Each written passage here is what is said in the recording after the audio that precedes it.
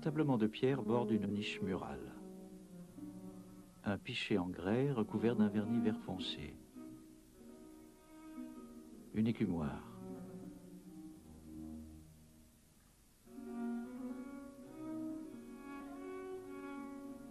Un chaudron de cuivre à anse de fer forgé.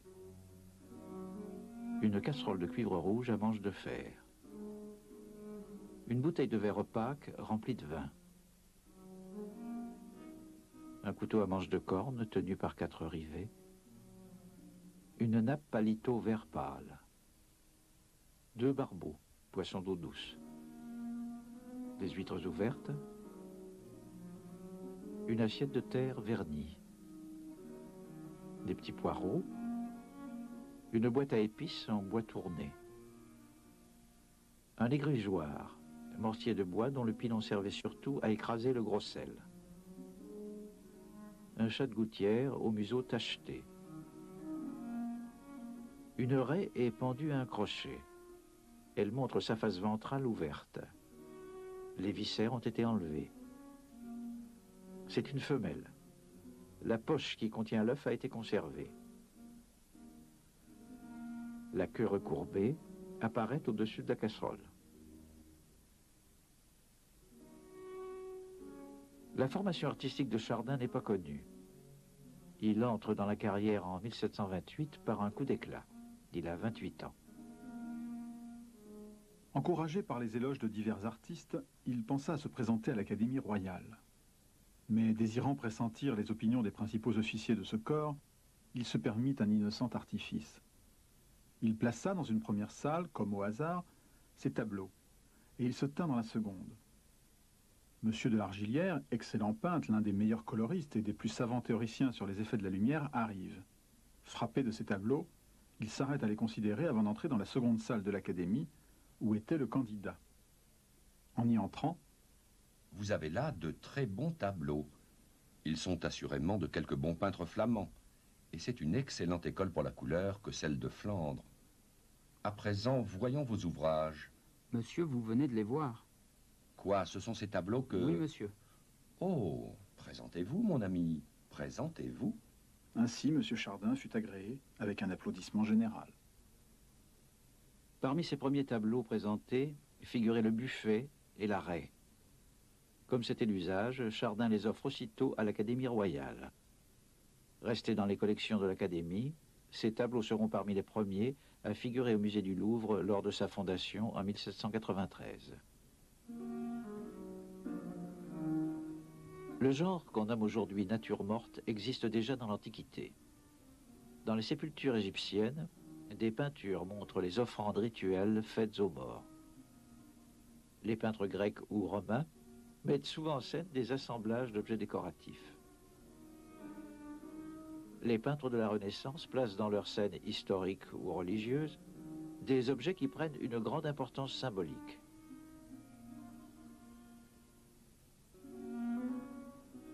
Chez les Hollandais, le genre se nomme stillleven, nature immobile. Fruits, fleurs, repas servis, orfèvrerie, cristaux, reflètent l'attention apportée à l'accumulation des richesses. Parfois, ces compositions prennent un sens moral. L'argent ou l'or traduisent la vanité des richesses, le sablier, les montres ou les horloges, la brièveté de la vie, les bulles ou le cristal, sa fragilité.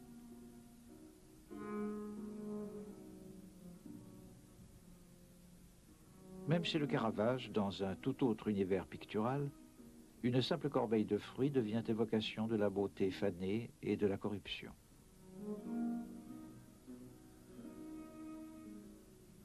La peinture se fait méditation chez Philippe de Champaigne comme chez Lubin Baugin. Au début du XVIIIe siècle, en France, la peinture des choses mortes et sans mouvement est loin d'être la plus appréciée.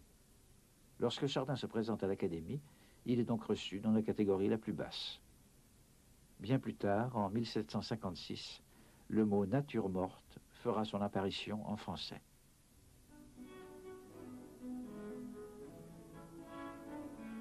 Si je destinais mon enfant à la peinture, voilà le tableau que j'achèterais. Copie-moi cela, lui dirais-je. Copie-moi cela encore.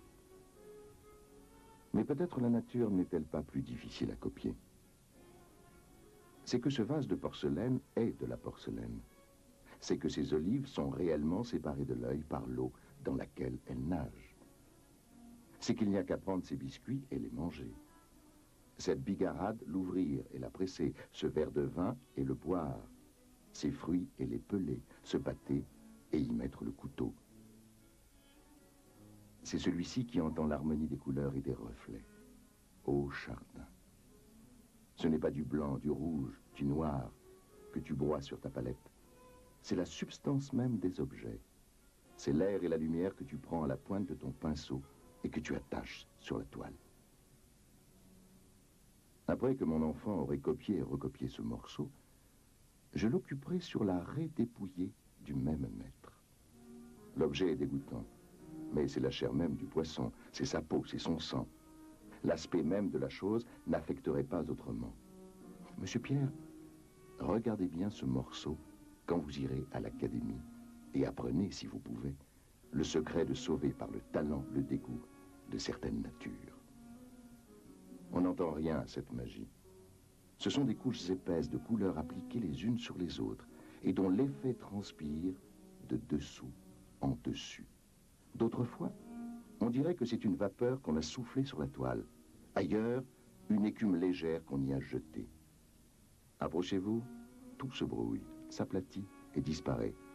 Éloignez-vous, tout se crée et se reproduit. Cette fascination que subit Diderot devant le bocal d'olive et devant la raie le pousse à s'interroger sur l'essence du réalisme. Plus tard, ce sera toujours un des tableaux devant lesquels les visiteurs du Louvre s'arrêteront en plus grand nombre. Pendant la première partie de sa carrière, Chardin se consacre aux natures mortes pour l'essentiel des assemblages d'objets domestiques avec parfois des animaux. Panier de raisin.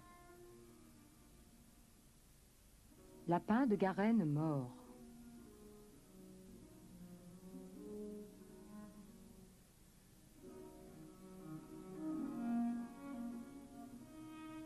Le menu de maigre.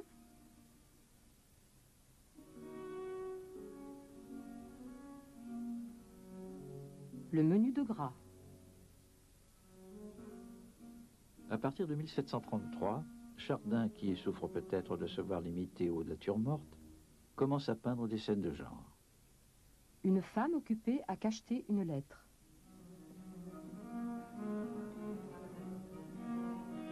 Le château de cartes. La fillette au volant.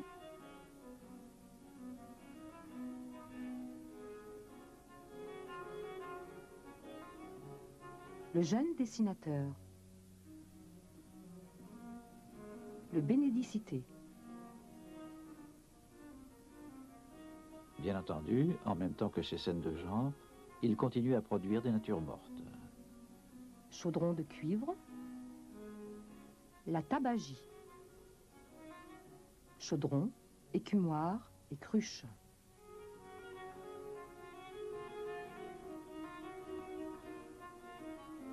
Les natures mortes de la fin sont beaucoup plus calmes et dépouillées.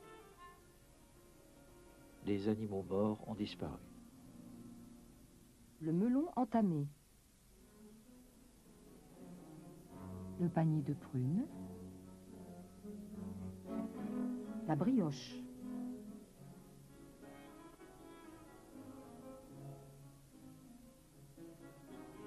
Le gobelet d'argent.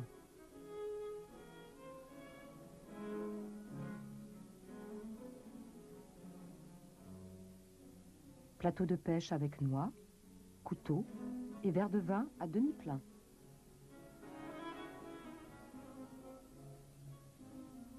Chardin peignait toujours d'après modèle.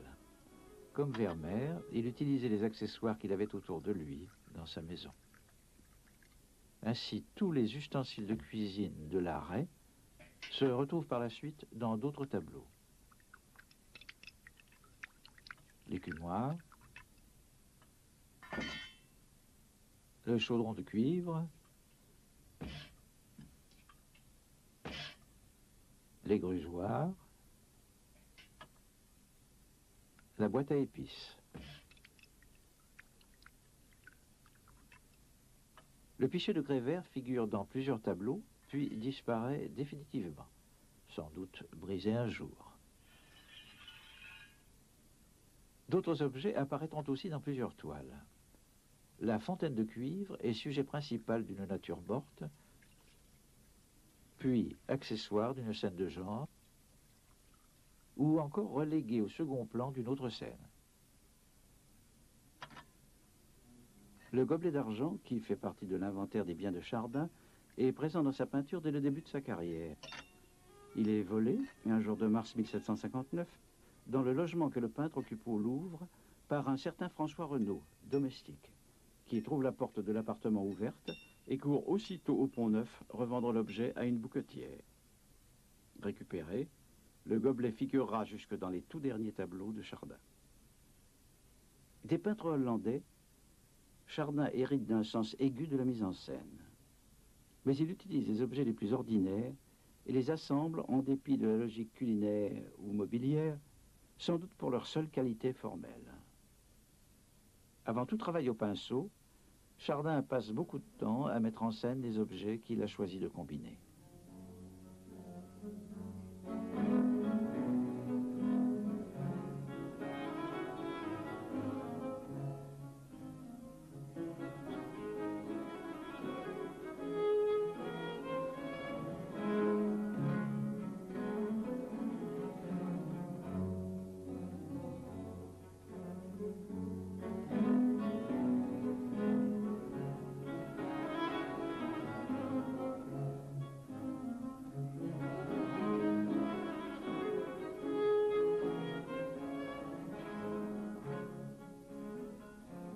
Les auteurs de nature morte des générations précédentes donnaient de la profondeur à leurs tableaux en adoptant une vue plongeante. Chardin borne sa composition en la situant dans une sorte de niche murale. Et il se place beaucoup plus bas, à peine au-dessus de la surface où sont posés les objets. Ceux-ci sont donc vus presque de profil, et la profondeur est très réduite. Ce dispositif évoque une scène de théâtre, et les objets sont placés dans ce cadre comme le seraient des personnages dans une scène dramatique. Le peintre qui brosse de grandes scènes héroïques est reconnu aux gestes, aux visages, aux draperies, aux accessoires. Poussin, Rubens, celui qui met en scène des objets et doit les imiter le mieux possible, risque donc de se condamner à l'anonymat. Or, un tableau de Chardin est immédiatement reconnaissable. Diderot, étonné, ne parvient pas à analyser le style du peintre. C'est une vigueur de couleur incroyable, une harmonie générale, un effet piquant et vrai, de belles masses, une magie de fer à désespérer, un ragoût dans l'assortiment et l'ordonnance. On s'arrête devant un Chardin comme d'instinct. Comme un voyageur fatigué de sa route va s'asseoir, sans presque s'en apercevoir, dans l'endroit qui lui offre un siège de verdure, du silence, des eaux, de l'ombre et du frais.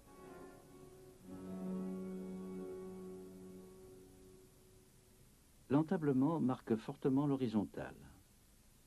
Cette horizontale est répétée par les jointures des pierres du mur.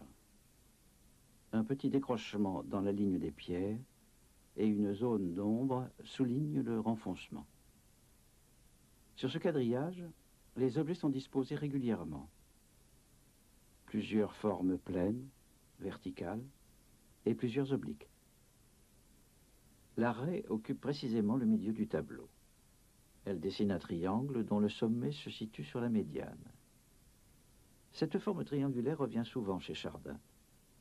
Par exemple, de façon assez dramatique, avec les pattes du lièvre mort, ou de façon plus apaisée dans la forme du panier de prunes. L'oblique, qui coupe les horizontales et les verticales, est un thème lui aussi constant.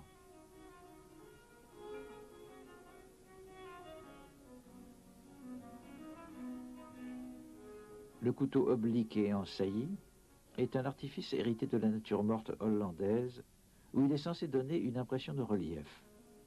C'est aussi l'objet le plus souvent représenté par Chardin. Même si Chardin laisse du vide autour de l'arrêt, la composition paraît assez pleine. Par la suite, le peintre jouera encore plus avec le vide jusqu'au complet dépouillement. C'est cette géométrisation progressive de l'espace qui, plus tard, séduira Cézanne, puis les peintres cubistes. Les formes rondes, closes, bien délimitées, disposées sur la scène, devraient donner une impression d'ordre et de sérénité. Mais trois zones désordonnées s'y opposent. La nappe tordue et froissée, refermée sur la casserole et sur le couteau. Le tas d'huîtres que le chat en mouvement est en train de faire crouler.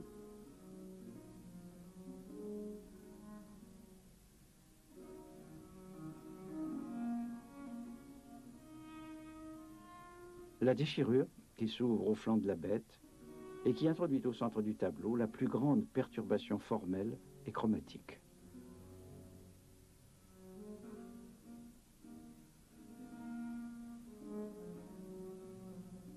Sur une toile de grain moyen, Chardin appliquait une forte préparation à base de colle et d'un mélange de blanc de plomb et de brun rouge. Il peignait d'abord les parties sombres, puis les demi-teintes, enfin les teintes vives.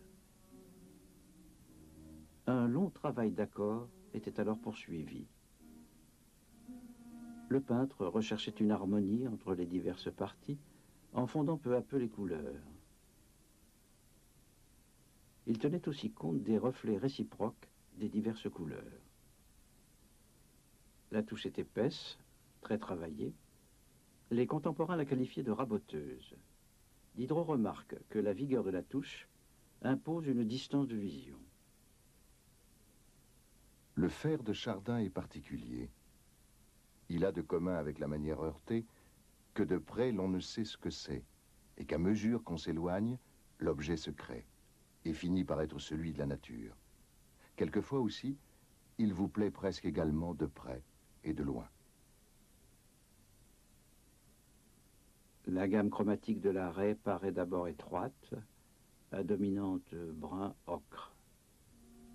Quand on analyse les détails, on découvre qu'en fait, par le jeu des fusions de touches, plusieurs teintes concourent aux effets colorés. Vert pour les poireaux ou le pichet, brun pour l'assiette, les grugeoirs et la boîte à épices, gris-bleu pour la lame du couteau, et certaines ombres, ocre jaune, pour les parties minces de l'arrêt ou le bouchon de liège. La nappe, la fourrure du chat et la peau de l'arrêt forment des taches plus claires qui font saillie sur les fonds sombres. Le blanc de l'arrêt est mêlé de gris et travaillé au-dessus d'une couche gris-vert et ocre de façon à lui donner cet aspect nacré si caractéristique de la peau ventrale du poisson.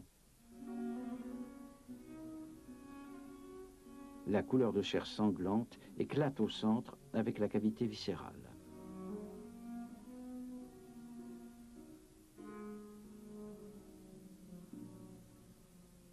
Discrets échos de cette grande déchirure rouge, une tache de sang sur l'aileron et des marques sur le manche du couteau.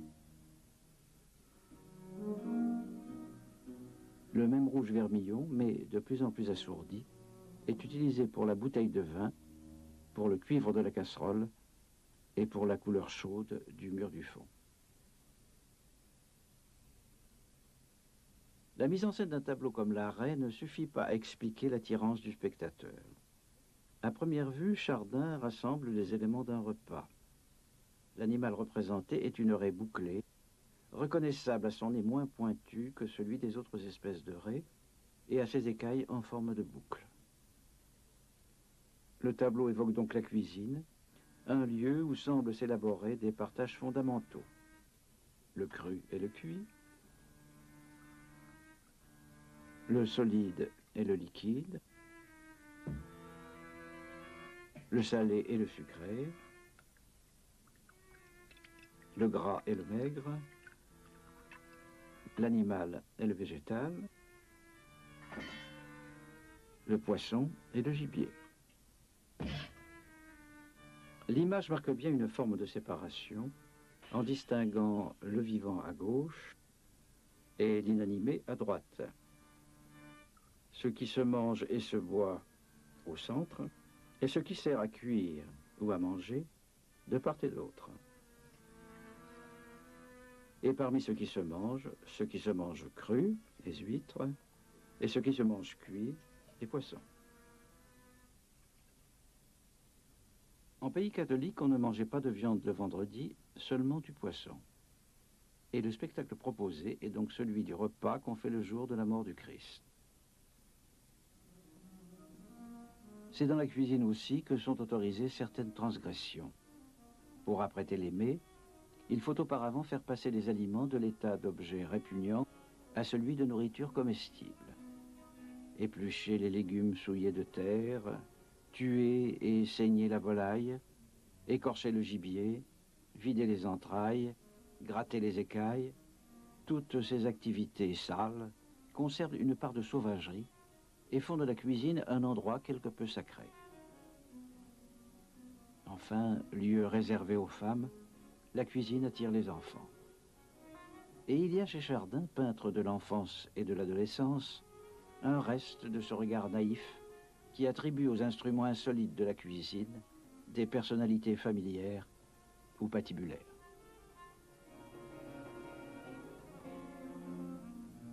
Les ustensiles s'assemblent en cercle respectueux autour de l'imposante fontaine de cuivre. Ou bien, ils semblent se chamailler pour les restes d'un repas. Ou encore, ils se pavanent, tout chamarrés de reflets. Et l'inquiétant couteau n'a pas seulement un rôle d'illusion picturale, présent dans presque chaque tableau, il rappelle son pouvoir maléfique. Il est celui qui coupe, qui tranche, qui écorche, qui peut tuer. Saisi comme Diderot par la puissance suggestive de l'arrêt, un autre écrivain, Marcel Proust, illustre justement cette personnalisation des objets. Maintenant, venez jusqu'à la cuisine, dont l'entrée est sévèrement gardée par la tribu des vases de toute grandeur, serviteurs capables et fidèles, race laborieuse et belle. Sur la table, les couteaux actifs qui vont droit au but reposent dans une oisiveté menaçante et inoffensive. Mais au-dessus de vous, un monstre étrange, frais encore comme la mer où il ondoya, une raie est suspendue, dont la vue mêle au désir de la gourmandise le charme curieux du calme ou des tempêtes de la mer, dont elle fut le formidable témoin, faisant passer comme un souvenir du jardin des plantes à travers un goût de restaurant. Elle est ouverte, et vous pouvez admirer la beauté de son architecture délicate et vaste, teintée de sang rouge, de nerfs bleus et de muscles blancs, comme la nef d'une cathédrale polychrome. À côté, dans l'abandon de leur mort, des poissons sont tordus en une courbe raide et désespérée, à plat ventre, les yeux sortis. Puis un chat, superposant à cet aquarium la vie obscure de ses formes plus savantes et plus conscientes, l'éclat de ses yeux posés sur la raie, fait manœuvrer avec une hâte lente le velours de ses pattes sur les huîtres soulevées et décèle à la fois la prudence de son caractère, la convoitise de son palais et la témérité de son entreprise.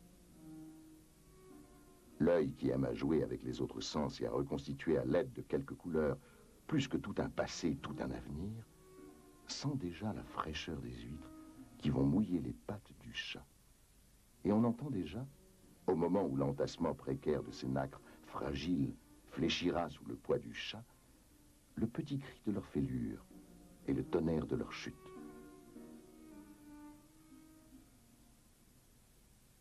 Le chat est le seul être vivant du tableau. Il est une menace. Chacun sait qu'il aime le poisson, cru ou cuit, et sans doute aussi les huîtres. Animal familier qu'affectionne Chardin, il est cependant un peu sorcier. Il voit la nuit, pactise avec le diable. Il est celui qui dérange la belle ordonnance des objets alignés par le peintre. C'est un jeune chat, désobéissant et brouillon. Il met littéralement les pieds dans le plat.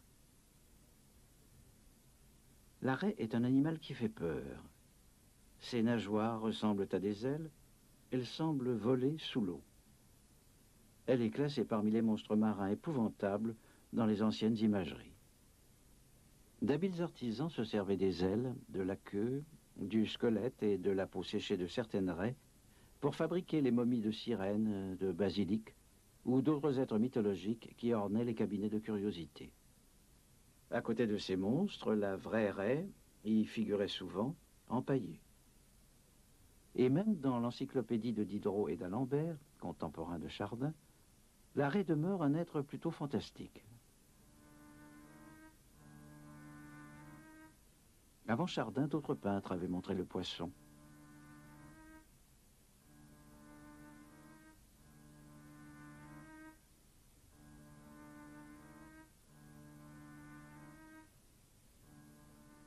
Chardin lui-même reprendra plusieurs fois le thème, mais en plaçant l'animal de profil. C'est que la face ventrale du poisson présente une bouche et des narines qui lui composent une sorte de visage grimaçant. Suspendu par un crochet au centre du tableau et montrant sa face mimétique, la raie attire le regard du spectateur qui ne peut s'empêcher d'identifier l'animal à une sorte de personnage humain.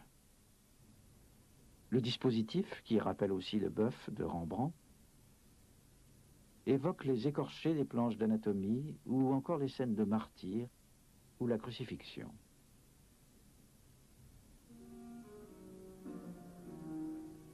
Le couteau, dont la lame sanglante est cachée par les plis de la nappe et qui a peut-être servi à vider l'animal de ses viscères, pointe vers le centre, comme un instrument de torture ou comme la lance qui perce le flanc du Christ. L'homme doit manger pour survivre. Et ainsi les gestes ignobles nécessaires à la préparation de la nourriture miment chaque jour, dans le secret des cuisines, des scènes de meurtre ou de sacrifice beaucoup plus terribles. C'est cette dimension sauvage mais cachée de la société que met en scène involontairement la raie. Au milieu de son assemblée d'objets, le poisson ouvert et sanglant apporte au tableau la violence d'une scène historique.